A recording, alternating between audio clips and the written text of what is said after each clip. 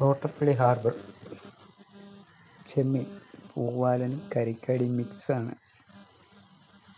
1 കിലോയ്ക്ക് എങ്ങാണ്ട് 150 രൂപ വില വരും. ചെറിയ ചെമ്മീനായതുകൊണ്ടാണ്. പൊതുവേ മീൻ വളരെ കുറവാണ്.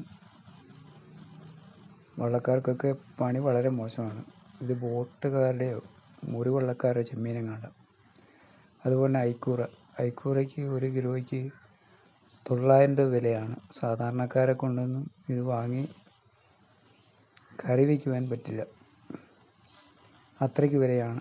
വൻകിട ഹോട്ടലുകളിലേക്കും റിസോർട്ടുകളിലേക്കുമാണ് ഐക്കൂറ പോകുന്നത്. അപ്പോൾ വീഡിയോ കാണാൻ സപ്പോർട്ട് ചെയ്യുക, ലൈക്ക് ചെയ്യുക.